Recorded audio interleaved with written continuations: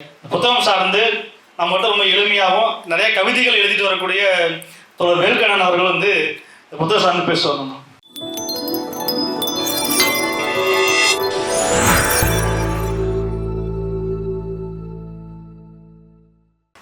அனைவருக்கும் மாலை வணக்கம். முதல்ல இந்த வடசென்னை அப்படின்ற ஒரு இடத்துலேருந்து நான் தொடங்கலான்னு இருக்கேன். நேற்று பாக்கியம் சங்கர் பேசிட்டு இருக்கும் போது அது எனக்கு நினைவு இருந்தது. எனக்கு என்னென்னா, பொது புத்தியில் சென்னை அல்லது சென்னையுடைய வேறு ஏரியாவில் தமிழ்நாட்டுடைய வேறு இடத்துல இருந்து சில ஏரியாக்களை பற்றியான பொது புத்தி ஊட்டப்பட்ட அல்லது புகுத்தப்பட்ட பொது புத்தியிலிருந்து தான் நாங்கள் வட சென்னையை பார்த்துட்டு இருந்தோம்.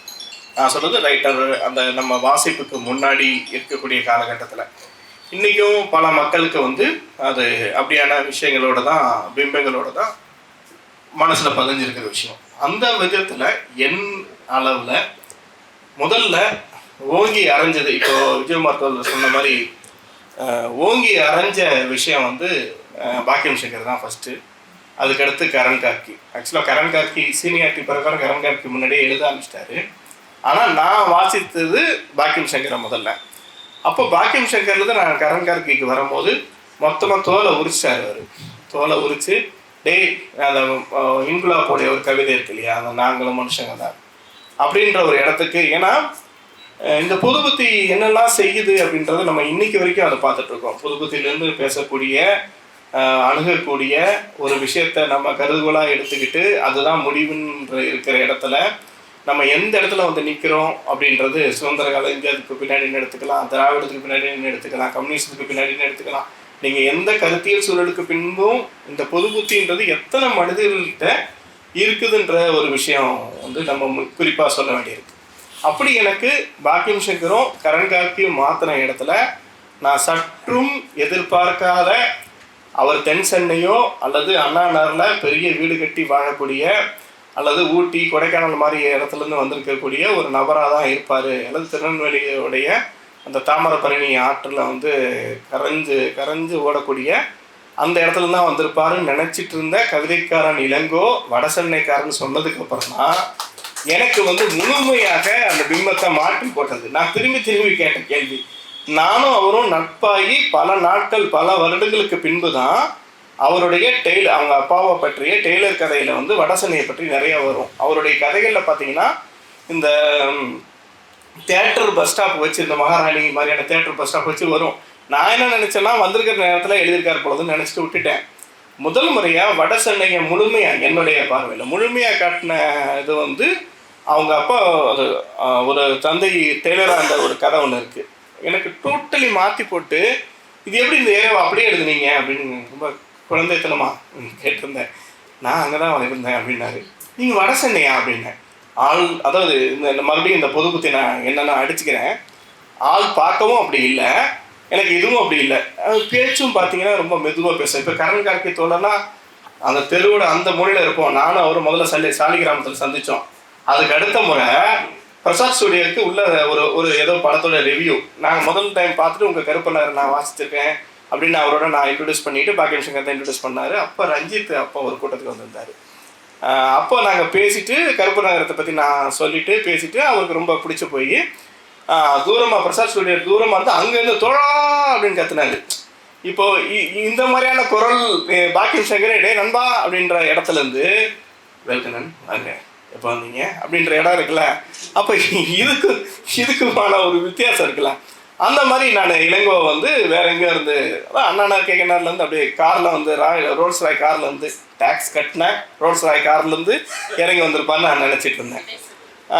அது ஒரு விஷயமா நினச்சிட்டு இருந்தேன். கடைசியில் பார்த்தா அவர் வடசென்னை சொல்லும் போது அவர்கிட்ட இருந்து நான் நிறைய நானே அடிச்சுக்கிட்டு அப்புறம் நிவேதா லிவிஸாக இருக்கட்டும், ஷாலினியாக இருக்கட்டும், இவங்களுடைய இதில் படிக்கும்போது நான் நிறையா என்னை மாற்றம் பண்ணிக்கிட்டேன். ஒரு எழுத்து, ஒரு பார்வை, நம்மளுடைய அந்த உரையாடல் அல்லது மனிதர்களை பற்றி புரிந்து கொள்ளக்கூடிய இது வந்து எல்லா இடத்துலையும் மனிதர்கள் இருக்காங்க. மற்ற எல்லாரை விட உழைப்பாளிகளும் உன்னதமானவர்களும் இந்த வட சென்னையில் தான் இருக்காங்கன்றதை நான் கண்டெடுத்த அந்த 3 நபர்களுக்கும் மற்ற நபர்களுக்கும் நான் இந்த சமயத்தை நன்றி சொல்லிக்கிறேன். ஏன்னா இந்த வட சென்னை வாசின்ற பேரில் வட சென்னையே வாசி, நான் அப்படி தான் எடுத்துக்கிறேன். இந்த வட சென்னையே நீ வாசி முதல்ல, அப்புறம் மற்றதெல்லாம் பார்க்கலாம் அப்படின்ற மாதிரி தலைப்பை தான் நான் எடுத்துக்கிறேன். இந்த ஒரு சின்னதாக கடை வச்சு அதுக்குள்ளே புத்தகத்தை வச்சு அதை வந்து மக்கள்கிட்ட கொண்டு போய் சேர்க்கணும், இந்த மாதிரியான கூட்டங்களை போடணும், உரையாடல் தொடர்ந்து நடத்தணும், இந்த இலக்கியம் சம்மந்தப்பட்ட, இந்த எழுத்து சம்மந்தப்பட்ட, கலை இலக்கியம் சம்மந்தப்பட்ட செயல்பாடுகளை செய்யணும்னு நினச்ச தோழர் விஜயகுமாருக்கு என்னை தலை தாங்கிய வணக்கங்கள், நன்றியும் கூட. தொடர்ந்து அவரோடு நாங்கள் பயணிப்போன்றதை இந்த இடத்துல உறுதி செய்து கொண்டு நான் இப்போது நடராஜனுடைய கவிதை தொகுப்புக்கு வரலான்னு நினைக்கிறேன். அதுக்கு முன்னாடி வந்திருக்கிற எல்லோருக்கும் நன்றி. கரண் கார்கி, வரக்கூடிய அந்த புளியந்தோப்பு, மோகன், இளங்கோ, பாவை, எல்லாருக்குமே நன்றி சொல்லிவிட்டு, உங்கள் பேர் வான்மதி, ஆனால் பாவைனே எங்கள் மைண்டில் விழுந்து, வான்மதி, பாவை, எல்லாருக்கும் நன்றி சொல்லிவிட்டு, நண்பர்கள், தோழர்கள் எல்லாருக்கும் நன்றி சொல்லிவிட்டு, சுருதி டிவிக்கு என்னுடைய நன்றியை சொல்லிவிட்டு என்னுடைய உரையை ஆரம்பிக்கலாம்னு நினைக்கிறேன். என்னுடைய இந்த நடராஜன் பாரதிதாசுடைய முதல் தொகுப்பு நான் வாசிக்கும் போது விஜயகுமார் அப்படியே சொல்லிட்டாரு, கீர்த்தனா உங்களுக்கு என்னுடைய நன்றியும் வாழ்த்துக்கணும், அது அப்படி தான் இருக்கும், நீங்கள் பேசுங்க, நீங்கள் பேச தான் சரியாகும், மைக் பிடிக்கும் போது இப்படி தான் சொல்லுவாங்க. இன்றைக்கி வரைக்கும் ஒரு பெரிய போஸ்டிங்கில் இருக்கிறவங்க என்னை பார்த்தாலும் வேல்முருகன் தான் கூப்பிடுவாங்க. கிட்ட போய் அக்கா வேல்கண்ணன்கா அப்படின்னு, ஐயோ சாரிடா அப்படின்வாங்க. அவங்க பெரிய இடத்துக்கு போன பிறகு நான் என்ன யோசிச்சேன்னா, முதல்ல மறந்துட்டாங்கன்னு நினச்சேன். இப்போ நான் எப்படி நினச்சிக்கிறேன்னா, நிறைய பேரை பார்க்குறாங்க, சரி நம்ம பேர் வேல்முருகனாக இருந்துட்டு போகணும், அதுவும் நல்லா தான் இருக்குது அப்படின்னு. அதனால் அதெல்லாம் தவறு கிடையாது, இது பண்ணிக்கோங்க, சரியாயிடும், தொடர்ந்து பேசுங்க, அதுதான் முக்கியமானது. எங்கள் விட்ட முதல் தொகுப்பு வாசிக்கிறது, இப்போ இவர் சொன்னது, இந்த தொகுப்பை விட நீங்கள் முதல் தொகுப்பு படிச்சிருந்தீங்கன்னா, அதுக்கு முன்னாடி நான் இன்னொரு விஷயத்த சொல்லிடுறேன். EMS கலைவாணர்னு ஒரு தோழர் கவிஞர், அவருடைய தொகுப்பு படிச்சுட்டு நான் இவருடைய நடராஜனுடைய தொகுப்பு வாசிக்கிறேன். எனக்கு அவருடைய இது வந்து வேற ஒரு ஆங்கிளில், வேற ஒரு களத்தில் எழுதுறாரு, இவர் வேற ஒரு இடத்துலேருந்து எழுதுறாரு. ஆனால் 2 பேரும் சவுக்கால் அடித்த மாதிரி தான், செருப்பால் அடித்த மாதிரி தான் அந்த கவிதைகள் இருந்தது. அந்த முதல் தொகுப்பை என்னால் முடிந்த அளவுக்கு நான் கொண்டு போனேன். அது இன்னும் பெரிய அளவுக்கு கொண்டு போயிருக்கணுன்றத, இன்னும் பெரிய அளவில் கொண்டு போயிருக்கணும், நான் அதுக்கு ஒரு ரிவ்யூ எழுதியிருக்கணும் அப்படின்ற ஒரு சின்ன விஷயங்கள் எனக்கு இன்னும் குறைபாடாக தான் இருக்குது. அதுதான் இந்த தடவை நடராஜன் கேட்கும் போது நான் மறுக்காமல் ஒத்துக்கிட்டதுக்கு காரணம். ஏன்னா நாளை மறுநாள் எனக்கு ஒரு கூட்டம் இருக்குது, அதுக்கு நான் வெள்ளிக்கிழமைன்னு சொன்னோடனே சரி நான் வந்துடுறேன், சனிக்கிழமை சொல்லிடுவான்னு ஒரு பயம் இருந்தது. இல்லை சார் வெள்ளிக்கிழமை தான் அப்படின்னாரு. சரி நான் வந்துடுறேன் அப்படின்னேன். அந்த 2 பெரிய புத்தகங்களுக்கு நடுவில் தான் இதை நான் வாசிக்க முடிஞ்சது. அதனால தான் நான் ஒத்துக்கிட்டேன். ஏன்னா முதல் தொகுப்புலேயே நம்ம 2 இடத்துல பிளான் பண்ணோம் இல்லையா, பொள்ளாச்சி அண்ட் இது, அங்கே என்னால் பேச முடியல, அந்த டைமில் வேறு ஒரு இதில் கமிட் ஆனாலும் பேச முடியல. ஸோ இந்த தொகுப்பு நான் அதை செஞ்சிடணும் தான். அதுக்கப்புறம் நான் இதில் இன்னொரு சந்தோஷமான விஷயம் என்னென்னா, நான் முதல் தொகுப்பு இவருடைய 2வது தொகுப்பு முதல் முறை வாங்கி தொலைஞ்சிருச்சு. அது புத்தகம் தொலைகிறது வந்து நல்ல ஆரோக்கியமான விஷயமா நான் நினைக்கிறேன். டிஸ்கவரியில் ஒரு 3 புத்தகம் வாங்கிட்டு வச்சுருந்தேன், இவருடைய தொகுப்பும் காலேஜில் ஒரு தொகுப்பும் வாங்கியிருந்தேன். அது யார் எடுத்தாங்கன்னு தெரியல, என்னன்னு தெரியல, திருப்பி போய் பார்த்தேன், புத்தகம் தொலைகிறது நல்ல சமூகமாக தான் இருக்குதுன்னு நம்ம நம்புவோமாக. திரும்பி தரவே இல்லை. அதில் வேறு நான் கையெழுத்து போட்டிருந்தேன், இளங்கோவுடைய பழக்கத்துலேருந்து கையெழுத்து போட்டு நம்பர்லாம் எழுதியிருந்தேன். சரி ஓகே, யாரோ ஒருத்தவங்க படிச்சிருக்கான்னு சொல்லிட்டு அப்புறம் மறுபடியும் அந்த புத்தகத்தை வாங்கி நான் இந்த 2வது தொகுப்பை வாசித்தேன். இப்போ வந்து இந்த தொகுப்புகள் பேசுகிறதுக்கு முன்னாடி ஒரு சின்ன கவிதை குறித்த ஒரு சின்ன அறிமுகத்தோடு ஆரம்பிச்சிடலாம். கவிதை 2000 வருஷமாக இருக்குது, தமிழ் 2000 வருஷம். இப்போ நீங்கள் தமிழ்னு பார்த்தீங்கன்னா 3500 வருஷத்துலேருந்து ஆரம்பிக்குது. கீழடியை அவங்க வெளியிட்டாலும் வெளியிட்டாலும் நம்மளால் ஆத்தரைஸ்டாக அந்த விஷயத்தை புரிஞ்சிக்க முடியுது. அது இன்னமும் பல சதிகள் பண்ண தான் செய்வாங்க. அது கடந்து நம்ம ஒரு 4000 ஆண்டுகள் நமக்கான துன்பங்கள் இருந்தாலும் நம்மளுடைய பேச்சு மொழி, அதாவது இலக்கிய பேச்சு அல்லது இலக்கிய ப்ரூஃப்னு பார்க்கும்போது 2000 ஆண்டுகள் அப்படின்றது நம்ம கையில் சான்றாகவே நம்ம கையில் வச்சுருக்கோம். இதுதான் உங்களுக்கு எரிச்சலாக இருக்குமான்னு தெரியல, இருக்கட்டும். இப்போ இந்த 2000 ஆண்டுகளாக கவிதை சார்ந்து பல விஷயங்கள் நம்ம பேசிட்டோம். நிறைய விஷயங்கள் நீங்கள் காணொலியும் சரி எழுத்துப்பூர்வமும் சரி ஏகப்பட்ட விஷயங்கள் கிடைக்குது. அதில் நான் குறிப்பிட்ட சில ஏரியாவை மட்டும் தொட்டுக்கிறேன். தொழில் சார்ந்து எழுதக்கூடிய அல்லது தன்னுடைய சமூகம் சார்ந்து எழுதக்கூடிய அந்த முயற்சி வந்து குறிப்பாக 90களுக்கு பின்னாடி தான் வந்தது. அதில் வந்து 2 விஷயமாக பகுப்பாய்வு செய்துக்கிட்டதுனா தலித்தியம் ஒன்று, பெண்ணியம் ஒன்றுன்னு. அப்போ பெண்கள் முன்னாடி இந்த சங்க இலக்கியத்திலேருந்து எழுதுறது இல்லையா அப்படின்னு கேட்பாங்க. சங்க இலக்கியத்திலேருந்து எழுதுனாங்க, நடுவில் கொஞ்சம் காணாமல் போனாங்க. அதுக்கான காரணத்தையும் அதுக்கான அரசியல் பின்புலத்தையும் நம்ம தெரிஞ்சுக்கிட்டோம்னா அது ஏன் காணாமல் போனாங்கன்னு தெரியும். ஆனாலும் தமிழில் சில எழுத்தாளர்களும் சரி, குறிப்பிட்ட சில எழுத்தாளர்களும் சரி, குறிப்பிட்ட சில கவிஞர்களும் சரி எழுதிட்டு தான் இருந்தாங்க. இன்றைக்கி ராமினாட்சியை சொல்லலாம், இளம்பரியை சொல்லலாம், ஆர் சூடாமணி எழுத்தாளரை சொல்லலாம், அந்த கதைக்குள்ளே என்ன இருக்குன்றதுலாம் வேற. ஆனால் எழுதிட்டு தான் இருந்தாங்க. 90களுக்கு பின்னாடி ஒரு பெரு வெடிப்பு ஏற்பட்டு அந்த உலகமயமாக்கல் தனியார்மயமாக்கல்ன்ற காரணமாகவும் நம்ம வந்து தலித்தியமும் பெண்ணியமும் வந்தது. அதுக்கப்புறம் தான் தன்னுடைய தொழில் சார்ந்து அல்லது தன்னுடைய படிப்பு சார்ந்து தன்னுடைய சமூகம் சார்ந்து எழுதுவதற்கான முயற்சியை தமிழில் எடுக்கப்பட்டதுன்னு சொல்லலாம். இதுக்கு முன்னாடி எதாவது இருந்துச்சுன்னா நினைவுபடுத்துங்க. எழுதுனதாக சொல்லலாம். அதாவது அந்த அந்த அவங்களுடைய இதை வச்சே எழுதுனது. எனக்கு தெரிஞ்சு அப்படி பார்த்தீங்கன்னா பாம்பாட்டி சித்தன் ஒருத்தர், அவர் இப்போ எழுதுறதில்ல. அவர் வந்து முதல் முறையாக இயற்பியல், அவருடைய இயற்பியல் துறை இயற்பியலை வச்சு எழுதினார். நீங்கள் தஞ்சை பிரகாஷை எடுத்துக்கிட்டிங்கன்னா 80, 70, 60, 70களில் அவருடைய ஒரே ஒரு கதை அவருடைய அனுபவம் சார்ந்த கதை. அப்போ அனுபவம் சார்ந்த கதையிலிருந்து சமூகம் சார்ந்த கதைக்கும் கவிதைக்கும் அல்லது தொழில் சார்ந்த கதைக்கும் கவிதைக்கும் வர்றதுக்கு 40-50 ஆண்டு காலம் நமக்கு பின்னாடி தேவைப்பட்டது. அப்போது அதிலிருந்து எழுத ஆரம்பித்தவங்களுக்கு பெரிய அதிர்ச்சி மதிப்பீடு தான் முதல்ல நமக்கு தெரிஞ்சது. அந்த அதிர்ச்சி மதிப்பீட்டிலேருந்து அழகின் தன்மையோடையும் ரொம்ப சொஃபிஸ்டிகேட்டடாக வாழ்ந்தவங்களுடைய எதிர் விமர்சனம் ஒன்று இருக்குல்ல, அது வந்து கடுமையாக அவங்க மீது தாக்கப்பட்டது. இதெல்லாம் எழுத்தே கிடையாது, இப்படிலாம் நீங்கள் எழுதவே கூடாது, முளைகள்ன்ற பேரே வைக்கக்கூடாது, முளைகள்னு பேர் வச்சவங்க எப்படி நல்லா, இதெல்லாம் வந்திருக்கு. இது என்னுடையது இல்லை, முளைகள்னு பேர் வச்ச ஒரு பெண் எப்படி இதுவாக இருப்பாங்க அப்படின்ற பல கேள்விகள் இன்றைக்கி நீங்கள் பல ஆளுமைகள்னு சொல்லக்கூடியவங்ககிட்ட இருந்தே அப்போ எழுந்து வந்தது. அப்போ அதெல்லாம் கடந்து பெண்களும் தலித்தியமும் இந்த சமூகம் சார்ந்து எழுதுறவங்களும் தொடர்ந்து எழுதிட்டு இருக்கிற சமயத்தில் தான் நீங்கள் எனக்கு தெரிஞ்சு சுயம்புலிங்கம்னு ஒரு கவிஞர், கண்டிப்பாக இங்கே இருக்கிறவங்க பல பேர் கேள்விப்பட்டிருப்பீங்க. அவருடைய கவிதைகள் பார்த்தீங்கன்னா மக்கள் சார்ந்த கவிதைகளாக எடுத்து கொடுத்தார். இன்குலாப் நீங்கள் மக்கள் கவிஞர் இன்குலாப் நீங்கள் கையில் எடுத்துக்கலாம். நீங்கள் சுயம்புலிங்கம் மாதிரியான ஆட்கள் மேத்தாவும் அதை செஞ்சார், காமராஜரும் அதை செஞ்சார், அப்துல் ரஹ்மான் அங்கங்கே அதை செய்ய ஆரம்பித்தார், இஸ்லாம் மதத்தை சார்ந்து ஜென் மதத்தை சார்ந்து எழுத ஆரம்பித்தார். அப்போ இந்த வரிசையில் நடராஜன் வந்து மிக முக்கியமான இடத்துக்கு அவர் வர்றார். அப்போது இந்த கவிதையை வந்து அவர் பல்விதமாக அவருக்குள்ளேயே சில விதமாக பிரித்து கொள்கிறதா நான் நினைக்கிறேன். ஒன்று, தன்னுடைய சுயம் சார்ந்து எழுதுறது, தன்னுடைய தன்னகத்து ஒரு விஷயத்தை கொடுக்கறது, அப்புறம் தன்னுடைய இடத்த வந்து கழிவிறக்கமாக அல்லது கோபமாக அல்லது ஆற்றாமையாக வெளிப்படுத்துகிற இடம். அதுக்கப்புறம் அப்படி எழுதி எனக்கு தெரிஞ்சு நடராஜன் வந்து ஒரு 300 இல்லை 500 கவிதைகளுக்கு மேலே அல்லது 1000க்கு கீழே மனதுக்குள்ளேயோ வெளியிலையோ எழுதி தான் சில கவிதைகளை தேர்ந்தெடுத்து கொண்டு வர்றாருன்னு எனக்கு தோணுது. ஏன்னா பல கவிதைகளை அவர் வெளியிடாமல் எழுதி ஒரு கரெக்டான ஒரு வடிவத்துக்குள்ளே கொண்டு வந்துட்டு பிறகு அதை இதை சொல்லணுன்ற இடத்துல பொதுத்தன்மையோட சில கவிதைகள் இருக்குது. இந்த பொதுத்தன்மை கவிதைகள் மிக முக்கியமானதாக நான் தமிழில் பார்க்குறேன். ஏன் பொதுத்தன்மை கவிதையில் மட்டும் நான் இங்கே குறிப்பிட்டு அந்த இடத்துல நான் பின் பாயிண்ட் பண்ணுறேன்னா, பொதுத்தன்மை கவிதைகள் தான், அதாவது பொதுத்தன்மை கவிதைகள்லாம் என்னென்னா இந்த பொது புத்தியிலிருந்து இது முற்றிலும் வேறுபட்டது. பொதுத்தன்மை கவிதைகள் நான் வாசிக்கும் போதும் நீங்கள் வாசிக்கும் போதும் திருநெல்வேலிக்காரன் வாசிக்கும் போதும் அல்லது வங்காளத்திலேயோ அல்லது மலையாளத்திலேயோ அல்லது ஆங்கிலத்திலேயோ அல்லது ஹிந்திலேயோ மொழிபெயர்த்து வெளியிடும் போது அங்கே இருக்கிறவன் வாசிக்கும் போது அவனுக்கான வழியாக அவனுக்கான பெயினாக அல்லது அவன் பார்த்த ஒரு உணர்ந்த தருணமாக அல்லது அவனால் கண்டுகொள்ளப்படாமல் கடந்து போகக்கூடிய ஒரு விஷயமாக இருக்கும் பட்சம்தான் அந்த தமிழ் கவிதைகள் அல்லது கவிதைகள் கலை சார்ந்த விஷயங்கள் உலக பிரசித்தி பெற்ற அந்த உலக இலக்கியம் அப்படின்ற ஒரு இடம் இருக்கு இல்லையா, அந்த தன்மையை அதை அடையுது.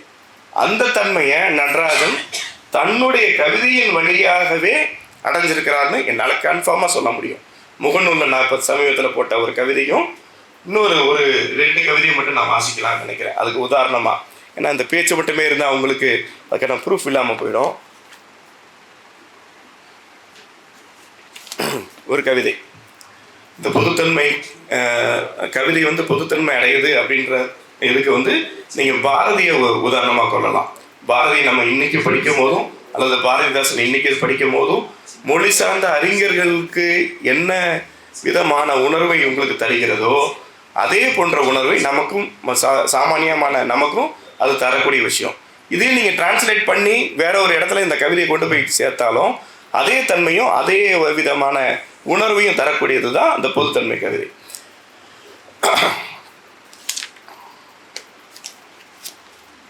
விஜய் தண்ணி வேணும். அம்மா அம்மா காகம் கரைகிறது என்று யார் வரப்போறாங்க நம்ம வீட்டுக்கு, நம்ம வீட்டுக்கு? யார்? வா வா பாக்கியம், இப்போதான் உன்னை பற்றி பேசி முடிச்ச நல்ல வேலையாக. அம்மா காகம் கரைகிறது என்று யார் வரப்போறாங்க நம்ம வீட்டுக்கு? ஊரும் ஊடும் பைசாவுக்கு மதிக்காத குடிவெறியன், நம் மண்டையை உடைத்த போது நமக்கு நியாயம் சொல்ல வராத ஊரில் உள்ள நாட்டாமைக்காரரு, போலீஸ்காரரு, வாத்தியாரு, தபால்காரரு, பண்ணைக்காரரு, மாடி வீட்டுக்காரரு, குச்சி வீட்டுக்காரரு, குடிசை வீட்டுக்காரரு, இவனுங்களுக்கெல்லாம் தும்ப பூ போல முகம் வலித்து தொடப்பக்கட்டை போல மீசை வைக்கிறதுக்கு அடைப்பத்தை தூக்கி கிணத்துல போட்டுட்டு அரிச்சுவடியை எடுத்துக்கிட்டு படிக்க போங்கடா என்றால் அம்மா. வெறுமனே சுற்றுச்சூழலில் இருக்கக்கூடிய அல்லது அந்த பள்ளியில் படிக்கக்கூடிய காகம் கத்துச்சுன்னா வீட்டுக்கு யாரும் வரப்போகிறாங்க தெரியுமா, உனக்கு தெரியுமா, விருந்தாளி வரப்போகிறாங்க தெரியுமான்ற ஒரு கேள்விக்கு அந்த அம்மா ஆமாடா வருவாங்கடா போயிட்டு வாடான்னு சொல்லலாம். ஆனால் அப்படியான எந்த எதிர்பார்ப்பையும் வச்சுக்கக்கூடாது. ஏன்னா இந்த வாழ்க்கை நம்மளை போட்டு நாராக கிழிச்சு இவங்க மூலமாக நம்ம கண்ணு முன்னாடி தொங்க விட்டுருக்குடா, நீ அந்த நினப்பெல்லாம் வச்சுக்காத. இப்போ நம்ம வீட்டுக்கு யாராவது ஒரு உறவுக்காரங்க வர்றாங்கன்னா ஏதோ ஒரு சின்ன ஆராய்ச்சி மிட்டாய் வாங்கிட்டு வர மாட்டாங்களா அப்படின்ற எதிர்பார்ப்பு கூட இந்த குழந்தைகளுக்கு இருக்கக்கூடாதுன்று அம்மா சொல்லக்கூடிய மொழியாக இது மாறுது. அப்போது இதுக்கு முன்பு ஆன நம்மளுடைய நம்பிக்கைகள் மீது நம்மளுடைய கேள்வி ஞானத்தின் அல்லது ஏதோ ஒரு ஞானம், அதுக்கு பேர் ஞானம் சொல்கிறதா இல்லை ஞானம் சொல்கிறதான்னு தெரியல, ஏதோ ஒரு விஷயத்த உடைக்கிற இடம் இருக்குல்ல, போகிற பக்கம் உடைக்கலாம். இதை ஒரு பிளான் பண்ணி நான் செய்யலை, இதுதான் என் நிலைமை, என் வீட்டு நிலைமை இதுதான், இதை பார்த்துக்கோ அப்படின்னு. அப்புறம் நடராஜனுடைய 2 கவிதை தொகுப்பு படித்து நான் சொல்கிறேன். அவருடைய மொழி இயல்பான மக்கள் மொழி, அது ரொம்ப முக்கியமான ஒரு விஷயமாக நான் பார்க்குறேன். அதை அவர் கடைபிடிச்சிக்கிட்டே வர்றதை விடவேனான்னு நான் சொல்லிக்கிறேன்.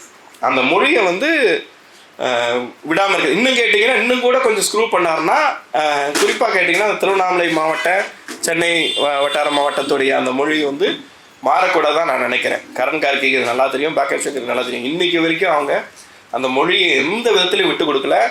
எவனாவது ஒருத்தன் மிக மோசமாக பேசினா டபக்குன்னு ஏஞ்சி நின்று பேசக்கூடிய பாக்கியம் சங்கரும் கரண் கார்த்தியும் இருக்கணும். அதுதான் முக்கியமானது.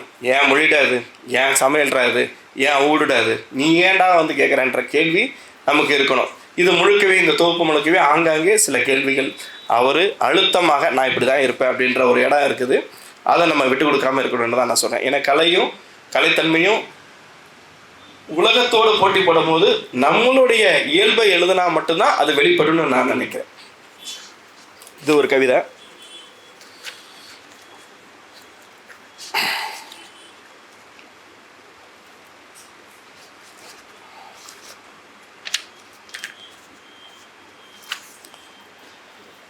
அறுத்த மயிரில் அரை மயிரேனும் தன் வாழ்க்கை தரத்தை உயர்த்தாத கடவுள் படத்திற்கும் கட்சி தலைவர் படத்திற்கும் காலை மாலை ஊதுபத்தி என வெள்ளி சேவை கற்பூரம் என மாதம் ஒரு முறை பூசணி உடைப்பதென்ன இந்த சவர கடைக்காரருக்கு. இவ்வளோ கடந்தும் ஒன்றும் செய்ய போகிறதில்லை. ஆனாலும் இதையெல்லாம் வழமை மாறாமல் செய்யக்கூடிய இடத்துல நம்ம தள்ளப்பட்டிருக்கிறோம் அப்படின்ற இடத்துல தான் இந்த கவிதை மிக முக்கியமாக இருக்குது. அதே சமயத்தில் அதை நம்ம முன்னாடி வைக்கிறாரு, இதுதான் இப்படி தான் இருக்குது அப்படின்ற இடத்துல. இன்னொரு இடத்துல சொல்லியிருப்பார், ஒரு ஒரு தினத்தந்தி தினமலர் மாதிரி ஒரு பேப்பர் வாங்குகிற இடம் ஃபுல்லாக பேப்பர் வாங்கின கணக்குலாம் போட்டு ஒரு நாளைக்கு இவ்வளோ, வாரத்துக்கு இவ்வளோ, மாதத்துக்கு இவ்வளோ, வருஷத்துக்கு இவ்வளோன்னு அந்த கவிதையை வரிசையாக சொல்லிட்டே வருவார். இதுக்கு பதில் எதனா எல்ஐசி கேட்டிருந்தா கூட நீ எனக்கு கடைசி காலத்தில் எதாவது வந்திருக்கணும். ஆனால் இந்த பேப்பரை படித்து என்ன பண்ணான்னு தெரியல, வாங்கி என்ன பண்ணான்னு தெரியல. அந்த கஸ்டமரை காப்பாற்றுறதுக்காகவே செய்யப்பட்ட, அந்த சாட்டிஸ்ஃபை பண்ணுறதுக்காகவே செய்யப்பட்ட இதில் ஒன்றும் கடைசியில் நமக்கு மிஞ்சலைன்ற மாதிரி ஒரு கவிதையை முடிச்சிருப்பார். இந்த இடத்துல எனக்கு ஒரு நினைவு வருது.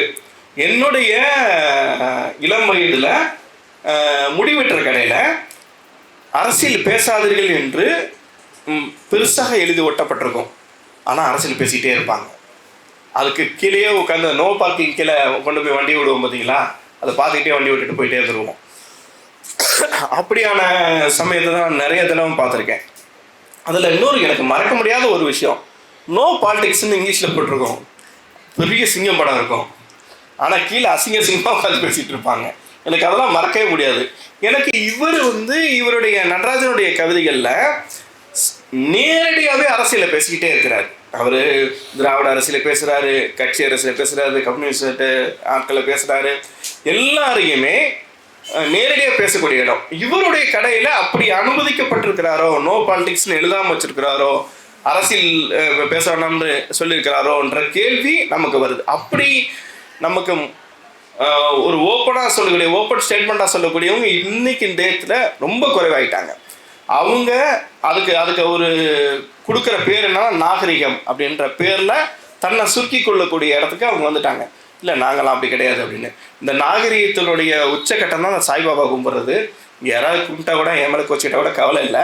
இந்த சாய்பாபா கும்பிட்ற கலாச்சாரம் கூட அப்படி தான் வந்தது. இன்னும் ரொம்ப தூய்மையான, ரொம்ப அமைதியான அப்படியே உட்காந்துருப்போம்.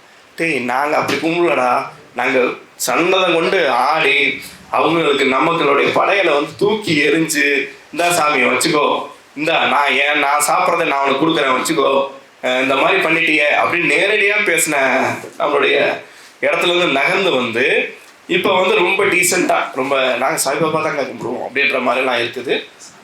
இதை நீங்கள் கோவப்பட்டாலும் பரவாயில்ல, இது தொடர்பாக அதை சொல்ல வேண்டியிருக்கு. இது ஒரு விஷயம். பொதுத்தன்மையோட கவிதைகளை அவர் படைச்ச இறக்கம். நான் இந்த பர்சனல் ஒரு இடம் சொல்கிறேன் பார்த்தீங்களா, இந்த கவிதையை படிக்கிறேன்னா, ஏன்னா கரண் கார்கி இந்த நான் படிக்கிறேன்னா, அல்லது மோகன் தோல் அது படிக்கலாம், வாங்க இந்த மோகன் தோல் படிக்கிறேன்னா அப்புறம் அவங்க படிச்சிருவாங்க, அதனால் என்னை திட்டினாலும் பரவாயில்ல. இது படிக்காமல் என்னாலும் போக முடியாது. மீசை என்பது காலை அடக்கி, கையை மடக்கி, வாயை பொத்தி, கண்ணை மூடி, சலுன் என்னும் கோயிலில் சவரக்காரர் என்னும் பூசாரியிடம் தியானித்து பெற்ற வரங்களை. அவ்வளோதான்டா மயிருன்ற. நீ என்ன இதுக்கு இந்த மீசைக்கு ஒரு குலங்கோத்திரம் வச்சு, யாரும் தெரியுமா, நான் எந்த ஆண்டான்னு தெரியுமா, நான் எப்படிப்பட்டவன் தெரியுமா, நான் எங்கள் பரம்பரை என்னன்னு, அதெல்லாம் ஒன்றும் கிடையாது. அவன் தெரிஞ்சோ தெரியாமல் சரக நிறுத்திட்டானா முடிஞ்சது. டேய் நீ இப்போ என்ன மயிர் நீ தவு இருப்ப சாவு அப்படின்ற மாதிரி. இவ்வளோதான்டா. இந்த பெருமை, அதாவது வெறுமனே இருக்கிற மீசைக்கொடி, இது முடியல வரக்கூடிய மீசை. அதுவும் குறிப்பாக நடராஜன் நீங்கள் என்ன செஞ்சுருக்கீங்கன்னா, சாதிய திம்புரை அடக்கிறது, நானும் உன்ன மாதிரி ஒரு மனுஷன் தாண்டான்றது, எனக்கு கீழே இருக்கிறவனு எனக்கு மேலே இருக்கிறவனு எல்லாம் சமந்தாண்டான்ற சொல்கிற இடத்துல எல்லா இடத்துலையுமே நீங்கள் ஒரு விஷயத்தை தெரிஞ்சோ தெரியாமல் ஒன்று பண்ணுறீங்க. இந்த ஆண் மையத்தை செருப்பால் எடுத்து அடிக்கிறீங்க. அது ரொம்ப முக்கியமானது. இது உங்களுக்கு தெரியாமே நடந்திருக்கதான் நான் நினைக்கிறேன். நீங்கள் சாதியை அடிக்கிறதா நினச்சி திருப்பி ஆண்களை அடிக்கிற இடம் எனக்கு ரொம்ப பிடிச்சிருக்குது.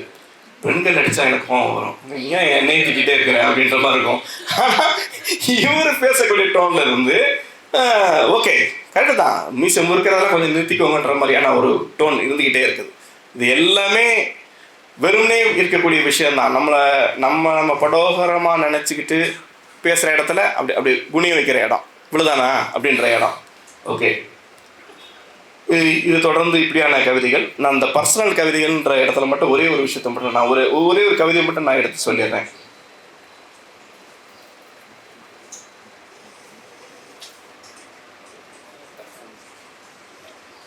பாருங்க, கரெக்டாக வந்திருக்கு.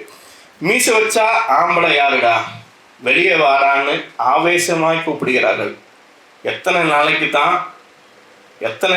தான் ஆமை போல அடங்கி, நத்தை போல ஒடுங்கி, 10க்கு 10 கடைக்குள்ள அஞ்சி வாழ்வது. போயேன், உங்களுக்கெல்லாம் மீசை வச்ச ஆம்பளை நான் தான் மார்தட்டி சொல்லேன் தகப்பனே அப்படின்ற ஒரு ஒரு குழந்தையோடைய இடத்துலேருந்து ஒரு தகப்பனை அப்படி பார்க்க முடியாத, ஏன் இவ்வளோ நாள் ஒழிஞ்சிட்டு இருக்கிறேன்ற ஒரு இடத்துலேருந்து வீறு கொண்டு எழுதக்கூடிய இந்த கவிதை மிக முக்கியமான கவிதை நான் பார்க்குறேன். அப்புறம் பொதுத்தன்மையோடு சொல்லக்கூடிய மற்ற கவிதைகள் இருந்தாலும் கூட, நேரம் எவ்வளோ நேரம் ஆச்சு, போதுமா? இன்னும் ஒரு 2-5 நிமிஷம் மட்டும் எடுத்துக்கலாமா? நன்றி.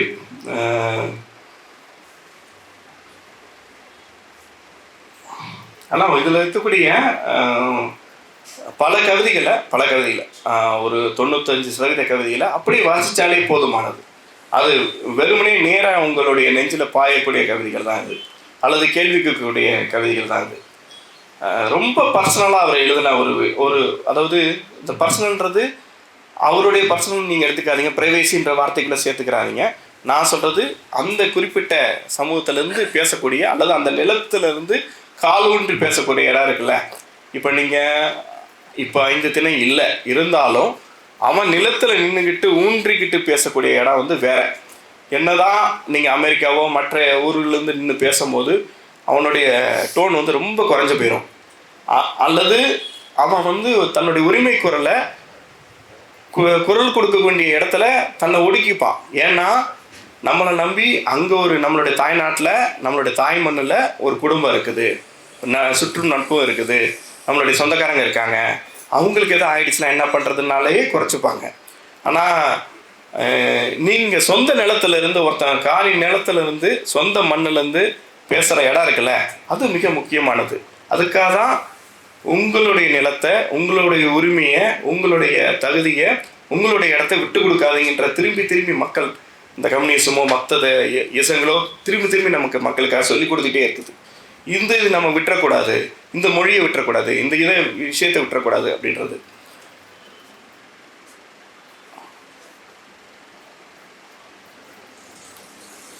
பேசிகிட்டு இருக்கும்போது நடுவில் ஒரு சின்ன வார்த்தை, ஒரு சின்ன விண்ணப்பத்தை நடராஜன்ட்ட சொல்கிறேன்.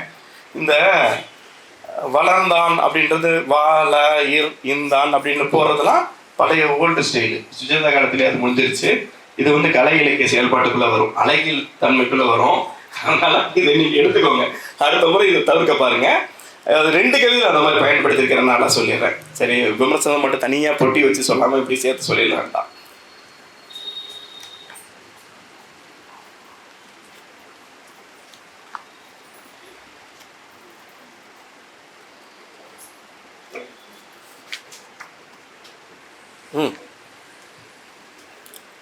ஒரு கவிதை, அந்த கவிதையோட பாதியிலேருந்து நான் வாசிக்க ஆரம்பிக்கிறேன். அதில் அது சார்ந்து சில கேள்விகளோடு நான் கேட்க விரும்புகிறேன். பணத்தோட பணமாக நினச்சி மிரட்டி உருட்டி எல்லா சாங்கியம் சடங்குகளையும் தண்ணி கொடுங்க. பணத்தோட பணமாக நினச்சி மிரட்டி உருட்டி எல்லா சாங்கியம் சடங்குகளையும் குறைந்த கூலிக்கு இவாளை செய்ய வைத்து பாவம் தேடிக்கொண்டவர்கள் அவளை அதிகம் கூலி கொடுத்து 11ஆம் நாள் காரியம் செய்து புண்ணியம் தேடிக்கொண்டார்கள், இதற்கும் சேர்த்தே. இதை வந்து நீங்கள் தனிப்பட்ட முறையில் இந்த கவிதை தொகுப்பு எல்லாருமே வாங்கணும். குறிப்பாக இந்த கவிதையில் படிக்கும்போது உங்களுக்கு சில கேள்விகள் கண்டிப்பாக கேட்கணும்னு நான் நினைக்கிறேன். இதை யார் செய்கிறாங்கன்றது மிக முக்கியமான ஒரு கேள்வி. என்னதான் நம்ம ஒரு பக்கம் பிராமணியத்தையும் அல்லது பார்ப்பனத்தையும் அல்லது அந்த மேல் அடுக்கு அந்த மாதிரியான விஷயங்களை அல்லது மனிதன் பிரிக்கக்கூடிய இப்படி வச்சுக்கலாம், வர்ணாசிரம முறையை வந்து சொல்லாமல் சொல்லி அழுத்தக்கூடிய இடத்துல இதை யார் செய்கிறாங்கன்றது மிகப்பெரிய கேள்வியாக இருக்குது. இப்போ அந்த குறிப்பிட்ட சமூகம் மட்டுமா செய்தான்னு கேட்டால் இல்லை, அதுக்கு அடுத்தடுத்து அடுக்குகளில் இருக்கக்கூடிய, அதாவது அம்பேத்கர் சொல்லக்கூடிய அந்த அடுக்குகளை வச்சுக்கோங்க. நான் அந்த அடுக்குக்குள்ளே போகிறேன். நீங்களும் நானும் அந்த அடுக்குகளை வைக்கக்கூடிய ஆளுது கிடையாது. ஆனால் அந்த நம்பர் போட்டு ஒரு அடுக்குகளை வைக்கிறாங்கல்ல, அந்த அடுக்குக்குள்ள அடுத்தடுத்து கை மாற்றிக்கிட்டே இருக்காங்க. அப்போது எனக்கு இங்கே ஒரு நிகழ்ச்சி வந்து ஒரு சம்பவம் வந்து நினைவு வருது. முத்துநாகவுடைய சுளுந்தி, அது வந்து மிக முக்கியமான தொகுப்பாக நான் வாசிக்கிறேன். அது வந்து நாவிதர்கிட்ட மிகப்பெரிய இந்த உலகமே போற்றக்கூடிய ஒரு மருத்துவம் இருந்தது. அந்த மருத்துவம் இதுலேயே நிறைய இடங்கள் அது காமிக்கிறாரு. அந்த மருத்துவத்தை பார்க்கக்கூடிய முறை, அந்த சித்தர்களோட சித்தனுக்கே சித்த வைத்தியம் பார்த்த வந்தான்னு ஒரு பேச்சு உண்டு. சித்தனுக்கே பித்தத்தை போக்கியவன், கரெக்டா? சித்தனுக்கே பித்தத்தை போக்கியவன்ற வார்த்தை. அப்படியான ஒரு சமூகம் இன்னைக்கு எங்கே இருக்குதுன்ற கேள்வி ஒரு பக்கம் தான், இது முதல் கேள்வி ஒரு பக்கம் இருந்தாலும், இன்னொரு பக்கம் நான் சொல்லக்கூடிய விஷயம் என்னன்னா, முத்துநாகருக்கு வந்துடுறேன். அதில் வந்து ஒரு இடத்துல வந்து அந்த ஓலைச்சுவடைகளை, அந்த மருத்துவ குறிப்புகள் தாங்கிய ஓலைச்சுவடைகளை ஒரு இடத்துல அவங்க இன்னொருத்தவங்க கையளிப்பாங்க. அவங்க எப்படி கையளிக்கிறாங்க, எதனால் கையளிக்கப்படுறாங்க, அதுக்கப்புறம் அவங்க அதை தன்னகத்தை கொண்டு எப்படி அது வேண்டு கொண்டு போகிறாங்க, எந்த மாதிரி தன்னை பெருமையை சேர்த்துக்கிறாங்கன்றது மிக முக்கியமானதாக இருக்குது. இந்த இடத்துல நம்ம தென்னிந்தியாவை எடுத்துக்கிட்டிங்கன்னா நதியோரத்தில் இருக்கக்கூடிய அல்லது ஆற்றின் ஓரத்தில் இருக்கக்கூடிய ஆற்றின் படுகையோ நதி படுகையோ அதன் வழியாக இருக்கக்கூடிய நாகரிகத்தில் மருத்துவம் மிக முக்கியமானதாக இருந்தது. அந்த மருத்துவம் குறிப்பாக தமிழ் மருத்துவம், இன்னும் அழுத்தமாக சொல்லணும்னா சித்த மருத்துவம், அப்புறம் என்ன சொல்லுவாங்கன்னா நாட்டு வைத்தியம்னு சொல்லுவாங்க. ஒரே வார்த்தை தான் நாட்டு வைத்தியம். அதெல்லாம் இப்போ சித்தா ஹோமியோ அப்படின்னு பிரித்து வச்சிருக்கிற இடம். அதுக்குள்ளே நீங்கள் டெக்னிக்கலாக இல்லை அதுக்கு இதுக்கும் வித்தியாசம் இருக்குன்னா அது தனியாக பேசிக்கோங்க. ஆனால் நாட்டு வைத்தியம்னு நம்ம காலத்தில் சொல்லக்கூடிய அந்த நாட்டு வைத்தியர் என்பது ஒரு சமூகத்துக்குடைய கையிலிருந்து வேறொரு கைக்கு போவதை முத்துநாகர் பதிவு பண்ணியிருக்கிறார். இதை படிக்கணும்னா அதை படிக்கணுமான்னு கேட்காதீங்க. கண்டிப்பாக அதை படிக்கும் போது எதனால் இந்த அரசியல் மாற்றப்பட்டது, அந்தளுடைய அரசியல் பின்னணி அரசியல் என்ன அப்படின்னு தெரிஞ்சுக்கொள்ளக்கூடிய ஒரு விஷயமா இருக்கும். ஏன்னா இவர் நடராஜன் தோழர் இந்த இடத்துலயும் சரி, இந்த கவிதையும் சரி, இன்னொரு 2-3 கவிதையும் சரி, போற போக்கில் சில விஷயங்களை சொல்லிட்டு போறாரு. இது உயர்நிலை சாதியாக நம்ம எதிர்க்கக்கூடிய ஒரு சாதியில் மட்டும் இல்லை, இடைநிலை சாதி எனக்கு மேலன்றது சொல்ற இடத்துல மறுபடியும் நான் அம்பேத்கருக்கு போயிரு. இந்த பட்டியலில் எல்லா இடத்துல இருந்து எங்களை கொண்டு போற எங்களை டீல் பண்ற இடம் இருக்குல்ல, அல்லது ஒரு கவிதையில வரும். அந்த கவிதையில அப்படியே விஷயத்த சொல்லிடுறேனே. அந்த கவிதையில வரும், எல்லாம் மொய் வாங்குற வரைக்கும் அவனை அவ்வளோ புகழ்ந்து வாங்கிட்டு போவாங்க. வாங்கிட்டு போய் அந்த திருவிழா நடந்துட்டு இருக்கும் போது வெறுமனே என்ன சொல்லுவாங்கன்னா, அவர் அந்த வார்த்தையை பயன்படுத்துறாரு. அந்த வார்த்தையை அவர் பயன்படுத்துறாங்க, நான் அந்த வார்த்தையை சொல்றேன். எல்லாம் திருவிழாலாம் முடிஞ்சிடும், எல்லாம் வாங்கிட்டீங்களாப்பா, அடுத்த அந்த அம்பட்டரெல்லாம் வாங்கிட்டு போங்கப்பா அப்படின்னு குரல் எடுத்து, அதெல்லாம் ரொம்ப நல்ல வார்த்தையை யூஸ் பண்ணியிருப்பார். குரல் எடுத்து ஓங்கி ஓங்கி மைக்கில் அழைத்து கொண்டு இருக்கிறான்னுவார். அப்போ மொய் பணம் வாங்கும்போது எங்கடா போன நீங்க, அப்போ இது பண்ற இடத்துல இப்போ நான் அந்த இதை வாங்குறேன், அந்த பிரசாதம் அப்படின்னு சொல்றாங்க இல்லையா, அதை வாங்குற இடத்துல என்னவா அங்கே மாற்றப்படுறாங்கன்றது மிக சரியாக அல்லது சொல்லாமல் சொல்லி சென்ற நடராஜனை நான் இங்கே வாழ்த்துக்கிறேன். கடைசியாக ஒரே ஒரு விஷயத்தை மட்டும் என்னுடைய விண்ணப்பமாக வைக்கிறேன். 2 தொகுப்பு எழுதிட்டீங்க, திரும்பி உங்களுக்கு அறியாமலேயே முதல் தொகுப்புலேருந்து சில மிச்சங்கள் இதில் வந்திருக்கு. முதல் தொகுப்பு மாதிரியான கவிதைகளே சில இடங்கள் இதில் ட்ராவலாக இருக்குது. அது தவறில்லை. என்னுடைய இடத்த, என்னுடைய டெட்டு கொட்டாயை நான் எழுதினா மட்டும்தான் நான் வேறு இடத்த எழுத முடியும், தப்பு கிடையாது. ஆனால் இது அழகில் சார்ந்து பார்க்கப்பட வேண்டியக்கூடிய கவிதைகளான்னு கேட்டால் இது அழகிற்குள்ளெல்லாம் இதெல்லாம் கொண்டு வரக்கூடாது அப்படின்றது 2 தொகுப்புக்கு சரியாக இருக்கும். 3வது தொகுப்போ அல்லது 4வது தொகுப்போ நீங்கள் எழுதும் போது அந்த கேள்விக்குள்ளே அது வந்துடும். ஏன்னா இதுதான் சொல்லிட்டார், அதாவது மக்களுடைய மனநிலை நான் சொல்கிறேன், அல்லது இதுதான் சொல்லிட்டாருன்ற மாதிரி இடத்துக்கு போகும். அப்போது இதனுடைய வடிவத்தை நீங்கள் சிறுகதையாகவோ அல்லது ஒரு குறுநாவலாகவோ அல்லது நாவலாக மாற்றும் பொழுது அது இன்னும் உயிர்ப்போடு உங்களுடைய கலை இலக்கிய மனம் அல்லது என்னுடைய நிலையை, என்னுடைய சமூகத்துடைய நிலையை நான் உனக்கு சொல்கிறேன். அதுக்கு கலை இலக்கியம் பயன்படுகிறது, குறிப்பாக எழுத்து பயன்படுகிறது. எழுத்து என்னும் ஆயுதம் போல, புத்தகம் என்னும் ஆயுதம் போல உலகத்தில் எதுவுமே கிடையாது. அந்த ஆயுதம் உங்களுக்கு மிக சரியாக கைப்பற்றப்பட்டிருக்கிறது. அதை வடிவத்தையும் அல்லது இன்னும் ஆழமாக சொல்லக்கூடிய வேறு வடிவங்களை நீங்கள் தேர்ந்தெடுக்கணும். அதற்கான எல்லா தன்மையும் உங்களிடம் உண்டு. இது எல்லாமே கவிதையாச்சா, அதெல்லாம் கிடையாது. இதுக்கடுத்து நீங்கள் பேச வேண்டியது கதைகளை பேசும்போது இன்னும் கதாபாத்திரங்கள் வழியாக, இன்னும் அதனுடைய களத்தின் வழியாக, நிலத்தின் வழியாக, அதனோட மொழியின் வழியாக இன்னும் ஆழமாக, இன்னும் உறுதியாக மக்களின் மனதில் உங்களுடைய பாடுகளை அல்லது உங்களுடைய கலை இலக்கிய தன்மையை மக்களிடம் இன்னும் எடுத்து செல்லும் என்று என்னுடைய அன்பான விண்ணப்பமாக சொல்லி விடைபெற்றுக் கொள்கிறேன். வாய்ப்புக்கு நன்றி.